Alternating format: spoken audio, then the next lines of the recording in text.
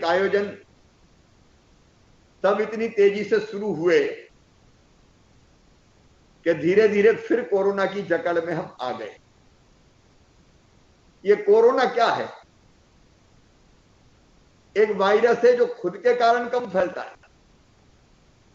अपने व्यवहार के कारण ज्यादा फैलता है। देखो, दुनिया में जहां जहां कोरोना पे नियंत्रण हुआ, एकमात्र उपाय है मिलना जुलना बंद कर दो, सोशल डिस्टेंसिंग बनाओ, भीड़ भाड़ में मत जाओ, संक्रमण की चैन तोड़ दो। संक्रमण की चैन अगर टूट गई तो कोरोना नहीं फैलेगा। और ये हम सब जानते हैं, मैं गांव के भी क्राइसिस मैनेजमेंट ग्रुप से कह रहा हूं, अगर हमने भीड़ लगाई, हमने मास्क नहीं लगाया, हमने दूरी नहीं बनाई, तो इसको बढ़ने और फैलने में देर नहीं लगती। ये खांसने से, छींकने से, अब एक नई बात आई कि पहले तो ड्रॉपलेट मतलब जो थूक के कण गिरते थे और किसी का हाथ लगता था या किसी के चेहरे पे जाता था तो होता था। अब एक नई बात यह आई है कि थोड़ी देर हवा में भी रह लेता है और इसलिए वहां से भी संक्रमित होने का खतरा इसमें रहता है। और इसलिए अभी चैन लेने का मौका नहीं है हमारे पास।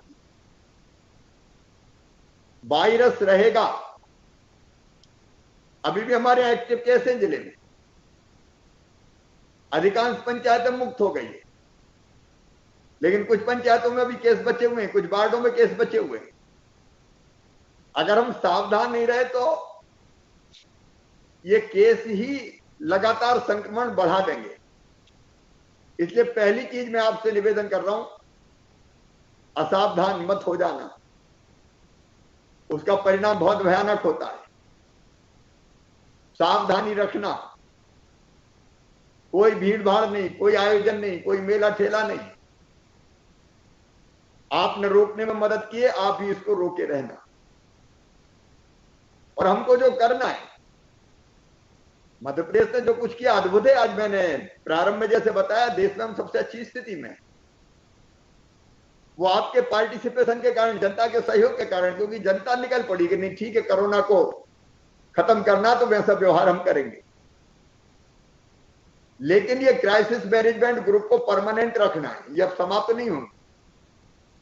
और कोरोना का वायरस रहेगा, इसलिए कोरोना रहते हुए हमको दुनियादारी चलाना है। अभी का लक्ष्य हमारा इसको जीरो पे लेके आना। और आज 27 तारीख है ना, 28 हो गई, 29, 30 और 31 3 दिन है अपने पास। हमको नए पॉजिटिव केस अब जीरो आए इसकी कोशिश करना है। लाख प्रयास किया। मैं बधाई देता हूं आप सबको और जिला प्रशासन को भी। ईमानदारी से अगर कोई मूल्यांकन करे तो दिनों रात गांव गांव घूमी टीम, चाहे कमिश्नर, आईजी हो, चाहे बाकी प्रशासन हो हमारा, और लगातार आपके साथ मिलकर कोशिश की है। जहां पता चलता था कि पॉजिटिव केस मिल गया, पूरे गांव के गांव का सर्वे कर डालो, घर घर खटखटाओ, कोई द्वार में छोड़ो, घरों से निकालो, समझाओ, बुझाओ, और यथासंभव सारी व्यवस्थाएं खड़ी करने की कोशिश की। अपने कोविड केयर सेंटर हर एक ब्लॉक में बना हुआ, वो कोविड केयर सेंटर जारी रहेंगे, खत्म नहीं करना है, अभी लगातार चलते रहेंगे, उनको चलाना है, ताकि भविष्य में कोई दिक्कत हो तो अभी हम उसका मुकाबला तत्काल कर लें। अब मध्य प्रदेश का जो मॉडल है, एक जनता लड़ेगी, अकेला प्रशासन नहीं कोरोना से, क्योंकि अपने गांव की जिम्मेदारी आप संभाले। मैं आज भी आपको सौंप रहा हूं। आपका गांव कोरोना मुक्त हुआ है, बधाई, लेकिन अब कोरोना से प्रभावित ना हो इसके लिए आपको प्रयास वैसे ही करने पड़ेंगे। कोरोना मुक्ति रखना है। दूसरी चीज अब जो हम करेंगे, जब केस की संख्या कम है, बीच में तो बढ़ गई थी बहुत, लेकिन अब हर एक पॉजिटिव केस की कॉन्ट्रैक्ट ट्रेसिंग की जाएगी। मतलब उससे संबंधित जितने लोग हैं, परिवार के लोगों का टेस्ट करेंगे, जितने लोगों से मिला उनका टेस्ट करेंगे, क्योंकि वो जिनसे मिला संभावना हो सकती है उनको कोरोना निकलने की। तो वो कॉन्ट्रैक्ट ट्रेसिंग हमारी एक एक केस की रोज जारी रहेगी। और कोई घबराने की जरूरत नहीं है। समय पे अगर हमने पहचान लिया तो कोरोना सर्दी जुकाम बुखार के अलावा कुछ नहीं है। ये जब तक गले में और नाक में है और वहीं हमने दवाइयां लेके इसको खत्म कर दिया, ये घातक नहीं बनता। ये घातक तब बनता है जब हम लापरवाह होते हैं। 3 दिन 4 दिन 5 दिन बुखार आया, सर्दी जुकाम बुखार मान लिया, लोकल दवाई लेते रहे, चिंता नहीं की, और जैसे ये फेफड़ों में जाता है वैसे ये खतरनाक हो जाता है, फिर मल्टीप्लाई होता है, बढ़ता रहता है और धीरे धीरे फेफड़े खा जाता है। और उसके बाद जो पीड़ा पेशेंट को होती है उसकी कल्पना नहीं कर सकते।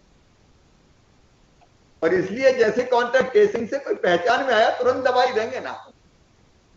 और हम तो सर्दी जुकाम बुखार वाले को दवाई दे रहे हैं, ले खाओ ताकि यहीं कहीं खत्म हो जाए। अब मुझे भी कोरोना हुआ था, छू के निकल गया क्योंकि पहले दिन सावधान हो गए। कोई साइड इफेक्ट मुझ पर नहीं है कोरोना। 24 घंटे में से 18-20 घंटे काम कर रहा हूं, 2 घंटे नींद में ही काम चल जाता है। सावधान रहे तो कुछ नहीं होगा, इससे बिल्कुल नहीं होगा। इसलिए एक एक केस को पहचानना, संक्रमित कॉन्टैक्ट ट्रेसिंग, पॉजिटिव पहचाना, तुरंत दवाई, और बाकी सबका कर लिया अगर हमने तो कोई दिक्कत नहीं होगी। कोविड केयर सेंटर में ले जाओ। कोशिश करो कि होम आइसोलेशन में ना रखें क्योंकि बाकी लोगों को खतरा उससे होता है। हमारी कोशिश रहे कि कोविड केयर सेंटर में ले जाएं और उनकी व्यवस्था बढ़िया होनी चाहिए, उनमें कोई दिक्कत पेशेंट्स को नहीं होनी चाहिए। अभी तक भी जहां जहां मैंने बात की लोगों ने मुझे कहा कि नहीं ठीक व्यवस्था है। तो दूसरी चीज हमारी है कि लगातार टेस्ट 1700 से कम नहीं होंगे सीहोर जिले, लगातार जारी रहेंगे। ये अगर सोच गया, दूसरा पहलू सोचो, हम भूल गए क्या हो गया खत्म, कोई मामला नहीं। तो तीसरी लहर क्या है? तीसरी लहर अगर हम असावधान रहे तो 1 से 10 को हुआ, 10 से 25 को हुआ, 25 से 50, 100 को हुआ, धीरे धीरे वो घूमता रहेगा। और जैसे ही ज्यादा पेशेंट बढ़ेंगे तो तेजी से फिर उसका विस्फोट हो जाएगा, वो तीसरी लहर। अगर हमने रोज पहचाना, रोज टेस्ट किए, रोज पॉजिटिव पकड़ लिया, उसको घूमने नहीं दिया, तो तीसरी लहर हम आने ही नहीं देंगे, कंट्रोल रखेंगे उस पर। तो हम दुनिया भी चलाते रहेंगे और तीसरी लहर भी नहीं आने देंगे। तो हमारा टेस्ट चलेंगे, कॉन्टैक्ट ट्रेसिंग चलेगी, हमारा किल कोरोना अभियान चलेगा ताकि सर्दी जुकाम बुखार वाले को तुरंत हम पहचान लें। होम आइसोलेशन में अगर कोई है तो वो व्यवस्थाएं पूरी होम आइसोलेशन की, योग से निरोग चलेगा। अभी योग से निरोग बहुत अच्छा कार्यक्रम हम लोगों ने होम आइसोलेशन में जो थे उनसे योगा करवा, वो हमारा चलेगा। और इसके साथ सबसे बड़ी सतर्कता रखनी, कोविड केयर सेंटर चालू रहेंगे, कोई बंद नहीं करने वाले, अपन चलने दो। कोई आया तो तुरंत भर्ती कर दिया। अस्पतालों की व्यवस्थाएं जारी रहेगी और हमको तीसरी लहर का अंदाज लगा के सीहोर जिले में और क्या क्या व्यवस्था करनी है उसका पूरा रोड मैप, क्योंकि मैंने पहले ही निर्देश दे दिया। आईसीयू बेड बढ़ाएंगे हम, ऑक्सीजन बेड हम बढ़ाएंगे, आवश्यक जितनी व्यवस्थाएं हैं वो करेंगे। बच्चों का वार्ड तो हम बना के रखेंगे, हम लापरवाह बिल्कुल नहीं रहे, क्योंकि ये बताते हैं कि बच्चों पर शायद असर पड़ सकता है। अभी ये कोई साइंटिफिक नहीं है, जब बच्चों पर असर पड़ेगा तो घबराने की जरूरत भी नहीं, लेकिन व्यवस्था करके रखनी चाहिए। तो एक अपन अस्पतालों के विस्तार की योजनाएं, वहां सुविधाओं का विस्तार, ऑक्सीजन की परमानेंट व्यवस्था। अब उस समय जब संकट आया तो प्रधानमंत्री जी को मैं धन्यवाद दूंगा। हमने बात की तो एयरफोर्स के विमानों से टैंकर ढोए, खाली टैंकर ले जाओ, वहां से रेलों से भर भर के लाओ। तो टैंकरों की हवाई यात्रा हुई है और रेल यात्रा हुई है, दिन और रात। मतलब मैं उस 5-6 दिन तो सोया ही नहीं, रात रात भर, क्योंकि खबर आती थी कि यहाँ 1 घंटे की या 2 घंटे की, आधे घंटे की। तो दिन और रात ट्रैक करते थे टैंकर कहां पहुंचा। और टैंकर हो गए थे वीआईपी, पूरा पायलट वायलट सब लगता था आगे पीछे उनके, उसी हिसाब से ले जाते थे, कहीं जरा रुक नहीं जाए। तो वो संकट का समय देखा, इसलिए ऑक्सीजन की परमानेंट व्यवस्था सीहोर जिले में एक बार मैपिंग कर ले हमको कितनी जरूरत पड़ेगी। कुछ ऑक्सीजन प्लांट स्वीकृत हो गए अपने, उन पे हम लोग काम करेंगे। कुछ और अगर बढ़ाने की जरूरत है तो उसका हम इंतजाम करेंगे। तो इलाज की और इलाज के जो साधन है, ऑक्सीजन हो, उपकरण हो, उनकी चाक चौबंद व्यवस्था वो हम भविष्य के लिए करेंगे। लेकिन मैं फिर कह रहा हूं कि तीसरी लहर नहीं आएगी अगर हमने अपना व्यवहार संयत रखा तो। देखो, जीना अब कोरोना के साथ, क्योंकि ये तो वायरस खत्म नहीं होने वाले, ऐसा थोड़ी ये मर जाएगा खत्म, ये तो घूमेगा। तो हमको व्यवहार ऐसा करना कि इसके घूमने से हम पे असर ना पड़े। और उसका तरीका मैं फिर निवेदन करना चाहता हूं, 1 तारीख को अनलॉक करने की प्रक्रिया हम शुरू करेंगे। तो एक बार आप फिर बैठेंगे, छोटा समूह बैठ जाए भले, क्या शुरू करना क्या नहीं करना, एक साथ भीड़ नहीं निकलने देना, नहीं तो इंग्लैंड में बढ़ गए फिर से केस। तो हमको वो सावधानी रखनी पड़ेगी। उसकी गाइडलाइन मैंने पहले ही कहा कि हम वहां से भी, आज मैं फिर बैठने वाला हूं भोपाल में, तो वो बना के भेजेंगे। उस हिसाब से हम अनलॉक करते हुए जाएंगे। दूसरे गांव में तय करना पड़ेगा कि मनरेगा की मजदूरी भी चलेगी तो मास्क लगा है कि नहीं और दूरी है कि नहीं, वहां चिपक चिपक के काम ना करे लोग, नहीं तो एक से दूसरे में फैलेगी। तेंदुपत्ता टूटना तो कैसे टूटेगा, तेंदुपत्ता की गड्डी जमा होना तो कैसे गड्डी जमा होगी, बैंक से पैसे निकालना तो बैंक से कैसे पैसे निकालें, राशन की दुकान से राशन लेना है तो राशन कैसे लेंगे। अगर इकट्ठी भीड़ राशन लेने से पहुंचेगी तो दिक्कत होगी। और शादी विवाह जितनी संख्या तय करें, 5-5 या 10-10 होंगे तो वैसे ही होंगे। और नहीं तो मैं अपने एक मित्र परिवार को जानता हूं, सगाई के कार्यक्रम में इकट्ठे हुए लोग, दो बहुत अच्छे दोस्त, और सगाई के कार्यक्रम से जितने सगाई के कार्यक्रम में थे वो पॉजिटिव हुए, और जो दोनों दोस्त थे उनको लाख कोशिश करने के बाद भी हम बचा नहीं पाए। तो ये गांव गांव में समझना पड़ेगा कि हमने भीड़ वाली शादी विवाह कर लिए तो पूरा परिवार का परिवार संक्रमित होने का खतरा है। इसलिए जिंदगी बचाते हुए अगर करना है तो जिंदगी बचाते हुए करना पड़ेगा। मैंने भी अपने परिवार की शादियां टाल दी थी, अभी कोई शादी वादी नहीं होगी, और अब होगी भी तो 10-10 लोगों में होगी, 10 इधर के आ जाओ, 10 उधर के आ जाओ। सुरक्षित रखते हुए शादी विवाह करना पड़े। धार्मिक आयोजन, राजनीतिक आयोजन, सामाजिक आयोजन, ये सब बंद ही रखने पड़ेंगे। अगर हमने इनको चालू कर दिया तो फिर कोई हमें बचा नहीं पाएगा। इसलिए भीड़ भाड़ वाले सारे काम बंद अभी। और मैं फिर, आपको याद होगा भोपाल में कितना घूमा मैं मास्क लगवाने की सड़कों पे कि भैया मान जाओ, अस्पताल भरते जा रहे हैं। एक दिन में 23 किलोमीटर अनाउंसमेंट किया मैंने पूरे भोपाल में, सावधान अस्पताल भर रहे हैं, संकट महाविकट है। लोग कहते थे अरे भैया कुछ नहीं होगा। फिर 24 घंटे स्वास्थ्य आग्रह पे बैठ के मैंने हाथ जोड़े, स्थिति खराब हो रही है, लेकिन असावधान रहे तो ये फिर बिगड़ जाएगी। इसलिए हमको सावधान रहना है हर हालत में। मास्क लगा के निकलेंगे, दूरी बना के रखेंगे, और ये सावधान कौन करेगा, अकेला मैं कर सकता हूं। ये सब क्राइसिस मैनेजमेंट ग्रुप करेंगे। क्राइसिस मैनेजमेंट ग्रुप अब चलेंगे, ये खत्म नहीं होंगे।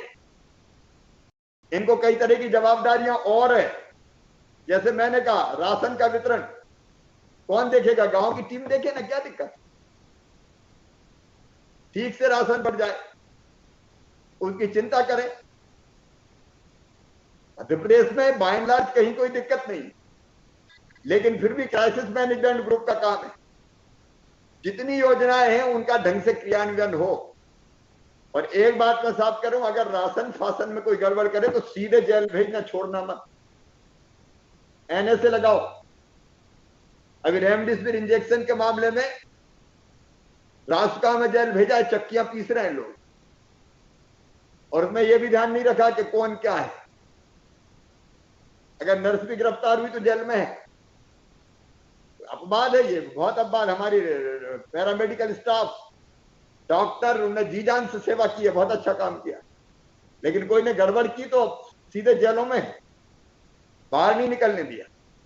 कालाबाजारी करने वालों को मध्य प्रदेश की धरती पर कोई जगह नहीं है। इसके पहले भी हमने माफियाओं के खिलाफ अभियान चलाया था, और आज भी मेरा निर्देश है, ऐसे किसी भी नर पशु को बिल्कुल छोड़ना मत। ये नर पिशाच है इस तरह की हरकत अगर कोई करता है। कई लोग जेलों में हैं,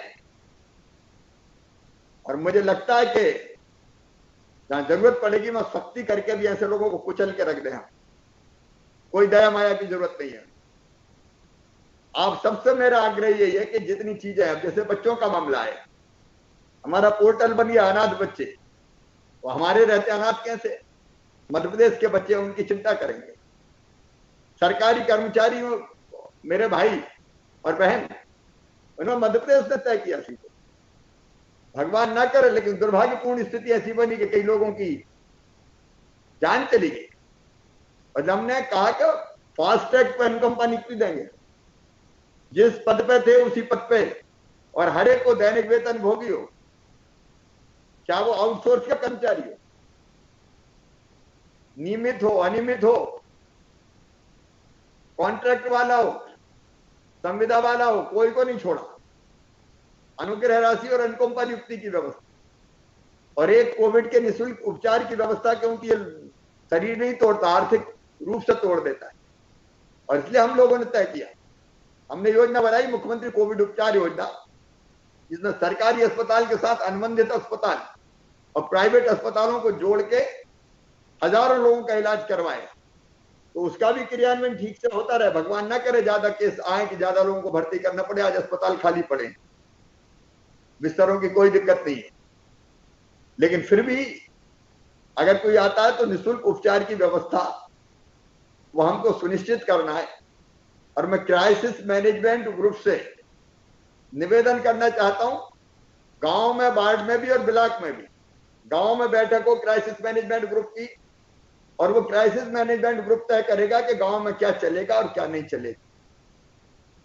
कोविड एप्रोप्रिएट बिहेवियर कहते हैं, मतलब कोरोना के संक्रमण को रोकने का व्यवहार, ये हमको करना होगा, ये हमको करना पड़ेगा। और इसलिए सारी गाइडलाइन आपके पास, दूरी, मास्क, हाथ साफ करना, घर में भी काम होना है तो कैसे होना है, वो चीजें आपको तय करनी पड़ेगी। तो हम दुनिया भी चला पाएंगे और कोविड से लड़ते भी रहेंगे। और हम असावधान हुए तो फिर तीसरी लहर आ जाएगी, कब तक बंद करेंगे बताओ, क्या क्या बंद करेंगे, कितने दिन तक लॉक रख सकते हैं आप? और लॉक करने से कितनी दिक्कत होती, कोरोना कर्फ्यू के कारण भी गरीब आदमी की परेशानी, किसान की परेशानी, व्यापारी की परेशानी, आम इंसान की परेशानी। तो ऐसी परिस्थिति नहीं बनने देना है कि हमारे यहां फिर से स्थिति ऐसी आए। और ये सब आपके परिश्रम पर निर्भर करता है। इसलिए मैं आप सबसे अपील करता हूं कि आप सब अपने अपने गांव में तय करें कि हम क्या करेंगे जिससे कोविड ना फैले। और फिर कहूंगा किल कोरोना अभियान चलवाते रहें, टेस्ट करवाते रहें। वैक्सीनेशन आखिरी बात कह के समाप्त करूंगा। पूरी दुनिया के वैज्ञानिकों ने ये प्रमाणिक तौर पर सिद्ध कर कहा है कि एक तो कोविड एप्रोप्रिएट बिहेवियर, मतलब कोरोना संक्रमण रोकने का व्यवहार, दूरी और बाकी चीजें, मास्क और हाथ की सफाई, भीड़ नहीं लगाना, आयोजन नहीं करना, एक तो वो तरीका है। दूसरा है हम वैक्सीन सबको लगा दें। जिनको वैक्सीन लगती है उनमें प्रतिरोधक क्षमता बढ़ती, कोरोना हो सकता है वैक्सीन के बाद, लेकिन वो उतना तीव्रता से नहीं होगा कि आपको, आपकी जिंदगी को खतरा पैदा हो जाए। वैक्सीन सुरक्षा चक्र है हमारी, और इसलिए वैक्सीन लगवाना है हर घर में, हर गांव में। अभी हमने 45 प्लस की तो माननीय प्रधानमंत्री जी ने व्यवस्था करी, और 18 से 44 हमें व्यवस्था करनी थी। तो कोविशील्ड और कोवैक्सीन दोनों कंपनियों को 5 करोड़ 29 लाख के ऑर्डर हमने दिए डोजेज के, और 1 करोड़ के ग्लोबल टेंडर निकाले हमने। दुनिया में कोई के पास हो, हम उससे वैक्सीन बुला लेंगे। उपलब्धता में अभी, क्योंकि उत्पादन की सीमा है, इसलिए एक सीमा है, धीरे धीरे और उपलब्धता बढ़ेगी। तो हमको अभियान चलाना है कि हर घर वैक्सीन लग जाए, कोई शेष ना रहे। माता बहन भी लगवाए, नौजवान भी लगवाए, और बुजुर्ग भी लगवाए। वैक्सीन से हम अपने आप को सुरक्षित रखेंगे। इसलिए कोई भ्रम अगर कहीं फैला है तो उस भ्रम को दूर कीजिए। और वैक्सीनेशन की जवाबदारी भी क्राइसिस मैनेजमेंट कमेटी ले। समझाने का, बुझाने का काम उनका, अधिकारियों के दल जाते रहे, कर्मचारी घूमते रहे। आप लोग जो जिले की क्राइसिस मैनेजमेंट ग्रुप के सदस्य वो भी जाएं, समझाएं, बुझाएं। अगर कहीं जरा भी वो है, वैसे अपने जिले में ऐसी नौबत नहीं आएगी मुझे लगता है, लगभग सब कन्वेंस है, तो वो अपप्रचार अगर हुआ है तो उसको खत्म करें और वैक्सीनेशन की जगह हम ये भी सुनिश्चित करें कि वहां पीने का पानी, छाए की व्यवस्था, बैठने का स्थान, सब चीजें ठीक होना चाहिए। और क्राइसिस मैनेजमेंट ग्रुप चाहे तो वहां चाय वाय बाकी सब चीजों की भी व्यवस्था रखे, थोड़ी अवगत करें जो वैक्सीन लगवाने आ रहा है कि भैया बड़ी कृपा है तेरी, वैक्सीन लगवा रहा है, कम से कम तुम तो सुरक्षित रहोगे। तो हम वैसा भी वातावरण बनाने की कोशिश करें। वैक्सीनेशन के सेंटर्स जब जरूरत पड़े बढ़ा दें, और बुजुर्गों को दिक्कत ना हो तो जो नौजवान है घरों से निकाल के उसी गांव में जाना, बाहर उनको नहीं ले जाना, ज्यादातर उसी गांव में हम करेंगे, तो निकाल के उनको भी लाके वैक्सीन लगवाते रहें। तो मुझे लगता है कि वैक्सीनेशन हमने ठीक कर लिया तो काफी बड़ा सुरक्षा चक्र हमको मिल जाएगा। और मुझे पूरा विश्वास है कि अभी थोड़ा संकट का समय है, लेकिन जल्दी ये समय समाप्त होगा और कोरोना से मुक्त मध्य प्रदेश होगा। लेकिन फिर आप संकल्प करें कि अपने गांव को कोरोना से मुक्त रखने में आप कोई कसर नहीं छोड़ेंगे, और हमारे ब्लॉक को और हमारे वार्ड को कोरोना से मुक्त रखने में कोई कसर नहीं छोड़ेंगे। और ये टीम पूरा संकल्प करे, तीखी नजर रखेंगे, विधायक लीड करें अपने अपने क्षेत्र में, सांसद मार्गदर्शन करें। तो सीहोर जिले में बाकी विधायक बहुत अच्छे, एक ही कमजोर विधायक है जो अपने क्षेत्र का ध्यान नहीं देता, वो मैं हूं, ज्यादा नहीं जा पाता क्योंकि मुझे पूरा प्रदेश देखना पड़ता है, लेकिन बाकी विधायकों ने खूब ध्यान दिया।